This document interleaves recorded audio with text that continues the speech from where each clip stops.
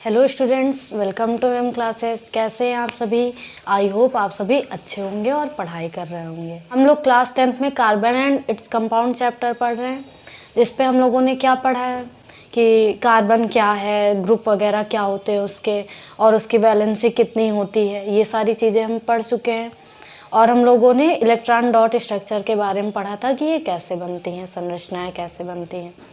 अब हम लोग सीखेंगे कि कार्बन का नॉमेनक्लेचर कैसे होगा। तो कार्बन के नॉमेनक्लेचर की एकदम बेसिक सी क्लास है, जिसमें हम लोग अभी तो यही समझ लेंगे। यही एक कार्बन है तो उसको हम क्या पढ़ेंगे, 2 कार्बन है, कार्बन के 2 एटम है तो उसको क्या पढ़ेंगे, 3 कार्बन है तो उसको क्या पढ़ेंगे। तो और एल्केन एल्कीन एल्काइन के बारे में थोड़ा सा समझ लेंगे। तो चलिए देखते हैं, समझते हैं। जैसे कार्बन की संख्या 1 है, अगर हमारे पास 1 कार्बन लिखा हुआ है तो उसको हम लोग पढ़ते हैं मेथ। क्या पढ़ते हैं? मेथ पढ़ते हैं। 1 कार्बन के लिए जो वर्ड यूज होता है वो होता है मेथ। 2 कार्बन के लिए जो वर्ड यूज होता है उसे हम लोग बोलते हैं एथ। जो 2 कार्बन के लिए वर्ड यूज होता है वो होता है एथ, मेथ, एथ। 3 कार्बन के लिए, अगर कार्बन 3 है तो प्रोप। अगर कार्बन 4 है तो ब्यूट। साथ में लर्न करते हुए चलिए, अगर 1 कार्बन तो मेथ, अगर कार्बन 2 तो एथ, कार्बन की संख्या 4 तो ब्यूट। Meth, eth, prop, ब्यूट। और अगर 5 है कार्बन तो पेंट। अगर कार्बन कितने हैं? 5 हैं तो उसको हम पढ़ते हैं पेंट।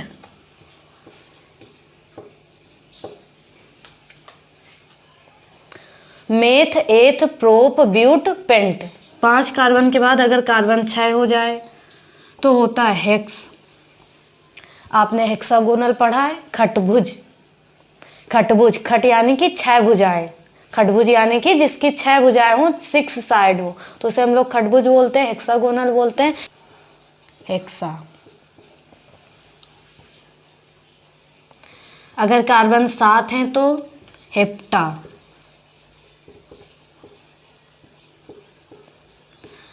अगर कार्बन 8 हैं तो ऑक्ट।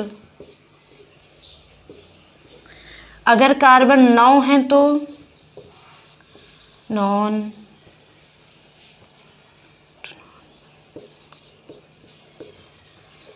अगर कार्बन 10 हैं तो डेक।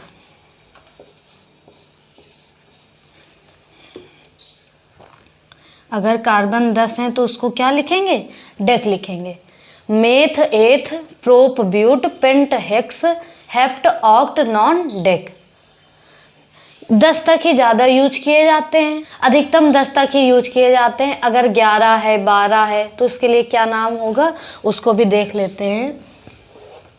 अगर कार्बन 11 है तो उसके लिए हम यूज करते हैं अनडेक। क्या यूज करते हैं? अनडेक। देखिए, अगर आपको 1 से 10 तक याद है तो आप उसके आगे की बना लेंगे। उसके आगे पहली बात ज़रूरत ही नहीं पड़ती, 1 से 5 तक, 8 तक में ही सारे हो जाते हैं। इतनी ज़्यादा कार्बन की लंबी स्ट्रक्चर नहीं बनाई जाती आपके सिलेबस में, आपके बोर्ड एग्जाम के सिलेबस में इतनी लंबी नहीं पूछी जाती। इनका IUPAC नाम इतना लंबा नहीं पूछा जाता है। अधिकतम 10 के अंदर अंदर तो हो ही जाने हैं, 10 से बाहर आपसे पूछे गए नहीं। बाई चांस पूछता है या के नॉलेज के लिए कि अगर 10 है तो उसके ज़्यादा 11 हो गए तो क्या होगा, उसके लिए आप जान लीजिए। बाकी आपको लर्न केवल 10 तक रखने और अच्छे से याद रखने, कि इसमें कोई कन्फ्यूज़न ना हो।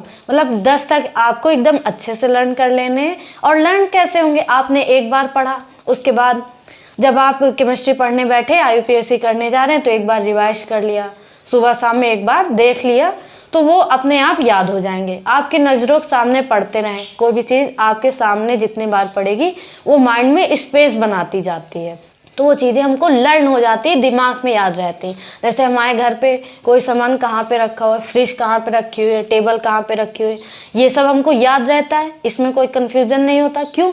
क्योंकि हम लोग दिन भर उसको देख रहे हैं, सुबह से शाम तक कहीं जा रहे हैं, कहीं आ रहे हैं, हमको वो चीज़ दिख रही है। तो कोई भी चीज़ हमारी आंखों के सामने जितनी बार पड़ेगी वो उतना ही ज़्यादा अच्छे तरीके से हमारे माइंड में सेटल हो जाती है, याद रहती है।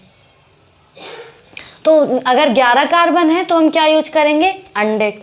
अगर 12 कार्बन है, कार्बन कितने 12, तो डी डेक, डी डेक। अगर 11 कार्बन है तो अनडेक, 12 कार्बन है तो डी डेक, अगर 13 कार्बन है तो ट्राइडेक।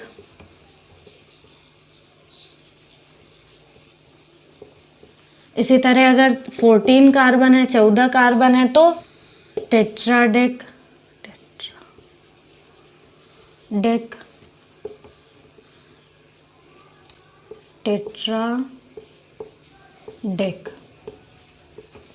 15 कार्बन है तो पेंटाडेक, पेंटाडेक। 16 कार्बन है तो हेक्साडेक,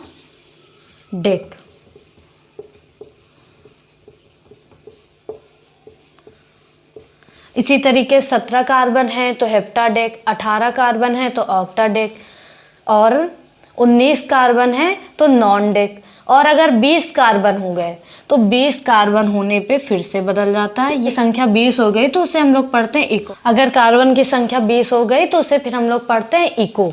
हमको इतना सारा नहीं याद करना है, हमको इतने सारे से कोई मतलब नहीं है। हमको याद कितना रखना है, हमको केवल 10 तक याद रखने हैं।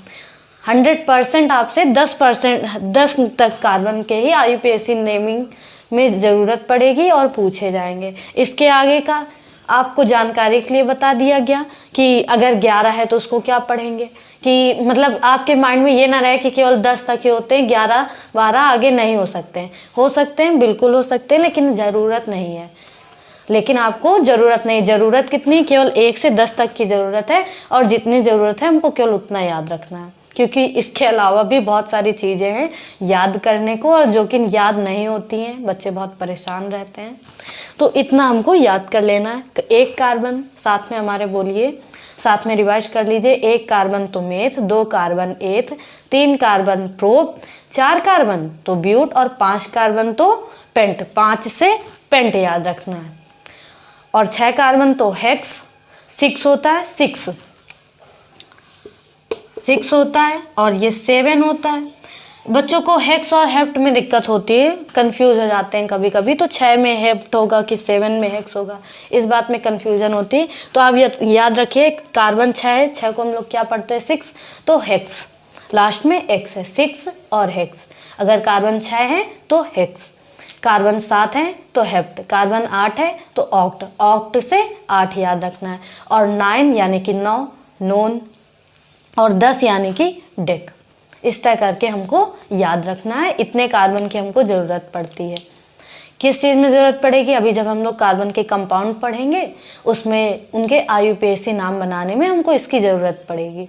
एल्केन, एल्केन, एल्काइन में जब कार्बन के साथ और अदर ग्रुप जुड़ जाएंगे, अल्कोहल जुड़ जाएगा और कीटोन जुड़ जाएगा, एल्डिहाइड ग्रुप जुड़ जाएगा, तो उनकी नॉमेनक्लेचर करने पे, उनका नाम रखने पे हमको इनका बहुत यूज करना पड़ेगा। और जब तक आपको ये नहीं याद होंगे, जब तक आप ये नहीं याद कर लेंगे, आप सही से नाम ही नहीं कर पाएंगे।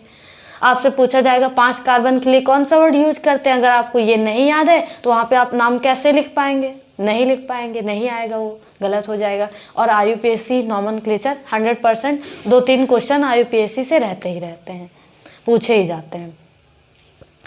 तो ये याद कर लीजिए आप। ये तो कार्बन की बात हो गई कि 1 कार्बन, 2 कार्बन, 3 कार्बन, तो हम लोग क्या वर्ड यूज करते हैं। अगर कार्बन ना हो और किसी चीज़ के बारे में हम बात करें कि वो 1 है, 2, मतलब 1 एल्कोहल ग्रुप जुड़ा है, 2 एल्कोहल ग्रुप जुड़े, एल्कोहल ग्रुप क्या है, एल्कोहल समूह क्या है, ये सब अभी आप आगे पढ़ेंगे। मतलब वो अगर 1 से ज़्यादा जुड़े हों तो उनके लिए हम क्या वर्ड यूज करते हैं। जब हम कार्बन के अलावा और किसी ग्रुप की बात करते हैं तो हम क्या करेंगे, 1 के लिए वर्ड यूज करते हैं मोनो, और ये आपने इंग्लिश में भी पढ़ा होगा, मोनो मतलब 1। नहीं पढ़ा, ना पढ़ा होगा, अभी समझ लीजिए। 1 के लिए मोनो, मोनो अगर कहीं पे वर्ड यूज हो जाए यानी कि वो चीज़ 1 है। 1 मोनो,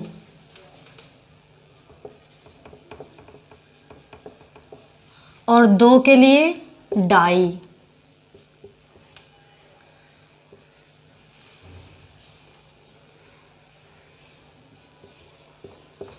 तीन के लिए try,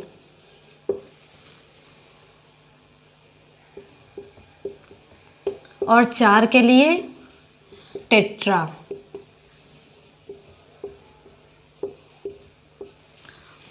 mono di tri tetra. और 5 के लिए फिर पेंटा हेक्सा हेप्टा, ये आगे के सेम ही रहते हैं, केवल 4 तक डिफरेंट रहते हैं। 1 है तो मोनो, 2 है तो बाई या डाई। 2 के लिए कभी कभी बाई वर्ड भी यूज कर लिया जाता है, BI। 2 के लिए कभी कभी बाई वर्ड भी यूज कर लिया जाता है, ज़्यादातर डाई। डाई अगर कहीं पे शब्द यूज किया गया, जैसे हमने कहा डाई अल्कोहल यानी अल्कोहल के 2 ग्रुप जुड़े हैं। हमने कहा ट्राई अल्कोहल यानी अल्कोहल के 3 ग्रुप जुड़े हुए हैं। 1 तो मोनो, 2 तो डाई, और 3 तो ट्राई, 4 टेट्रा, 5 पेंटा। 5 के आगे सेम रहता है, 5 penta hexa hepta oct non dec, आगे सेम रहता है, केवल 1 से 4 तक में डिफरेंस रहता है, थोड़ा सा अंतर रहता है। तो अभी आप बात समझ गए। अगर कार्बन की बात करेगा तो meth, eth, prop, but, pent, hex, hept, oct, non dec use करेंगे। अगर कार्बन के अलावा हमको कहीं पे ज़रूरत पड़ी, कोई ग्रुप 1 से ज़्यादा जुड़ा हुआ है, तब हम क्या यूज करेंगे? Mono, di, tri, pent, hex. Mono, di, tri, tetra, pent, hex, hept, तब ये यूज करेंगे। बच्चों के सामने समस्या बहुत आती है कि मतलब वो जैसे सुबह उठने की कोशिश कर रहे हैं, उठ नहीं पा रहे हैं, केवल वो सोच रहे हैं कि आज से रिवीजन स्टार्ट कर रहे हैं, आज कल से रिवीजन स्टार्ट कर रहे हैं, अभी थोड़ी देर ये काम कर लेता हूँ, उसके बाद रिवीजन करूँगा। अब धीरे धीरे परीक्षाओं का टाइम पास में आ रहा है, एग्ज़ाम पास आ रहे हैं, तो बहुत ही बच्चे मतलब टेंशन में आ रहे हैं अब कि पढ़ाई नहीं हो पा रही, रिवीजन नहीं हो रहा, बस केवल सोच के टेंशन में है। तो सोचने से और चिंता करने से कोई काम नहीं होने वाला है। केवल सोचने से, कि अगर हम केवल सोच लें कि मुझे रिवीजन करना है, मैंने सोच लिया कि मुझे रिवीजन करना है, और केवल सोचने से काम हो जाए, नहीं होता है। कोई भी काम केवल सोच लेने से नहीं होगा, उसको हमको करना पड़ेगा। अभी आप स्टूडेंट हैं, आपका अच्छा होना यानी कि आपके अच्छे नंबर आ जाएं पेपर में, आप मेहनत कर रहे हैं, पढ़ाई कर रहे हैं, कहीं ना कहीं यही तो दिमाग में है कि अच्छे नंबर आ जाएं, यही मन में होता है। तो केवल सोच लेने से कि मैं रिवीजन करूँगा या मैं रिवीजन करूँगी, सोच लेने से रिवीजन नहीं होगा। रिवीजन कैसे होगा? जब हम करेंगे। मान लो हम सोच रहे हैं कि मैं रिवीजन करूँगा, करूँगी, और कर क्या रहे हैं? 2-2 घंटे मोबाइल में गेम खेल रहे हैं। इस टाइम पे बच्चों की ये बहुत बड़ी समस्या है कि वो गेम खेल रहे हैं। मोस्ट ऑफ द स्टूडेंट इस टाइम पे गेम पे बिजी हैं, मतलब उनके लिए डिस्ट्रैक्शन गेम ही है। गेम ने उनको डिस्ट्रैक्ट करके रखा हुआ है। जो 10th 12th बोर्ड के स्टूडेंट्स हैं, ये इन आधे से ज़्यादा बच्चों की यही समस्या है कि वो गेम खेलते हैं, सोच रहे हैं कि रिवीजन करना है और खेल रहे हैं गेम। तो केवल सोच रहे हैं रिवीजन करना है और गेम खेल रहे हैं, यानी आप गेम में आगे बढ़ेंगे, पढ़ाई के क्षेत्र में पीछे हो जाएंगे, रिवीजन नहीं हो पाएगा। और नए चीज़ सीखने से कम फर्क पड़ता है जितना कि पुराना रिवाइज करने से। जो हमने पढ़ा है उसको हम रिवाइज करके माइंड में याद रखें, अपनी मेमोरी को इंक्रीज करें, याद रखें उसे, वो ज़्यादा ज़रूरी है। याद रखना ज़्यादा ज़रूरी है याद करने से। नया आगे पढ़ने से पहले हमको पुराना याद रखना है। भाई हम आगे बढ़ते चले जा रहे हैं, आगे बढ़ते जा रहे हैं, पीछे का सब साफ होता जा रहा है, तो उससे कोई मतलब नहीं है। अगर हमने 2 चीज़ पढ़ी तो हमको 2 चीज़ याद रहे, और फिर आगे एक चीज़ फिर आगे बढ़े यानी 3 हो जाए, तो वो 3 ऐड हो जाए, पीछे के 2 माइनस ना हो कि हमने 2 चीज़ आज पढ़ी, कल 2 चीज़ पढ़ी, जो पहले की 2 पढ़ी वो साफ, उसका कोई फ़ायदा नहीं है। तो काम भी करिए, आगे पढ़ने से पहले पीछे का रिवाइज करिए, रिवीजन बहुत ज़रूरी है। तो यहाँ तक की बात आप सभी को समझ में आई। इसको देखिए, उसके बाद नॉमेनक्लेचर कैसे करना है वो बताया जाएगा।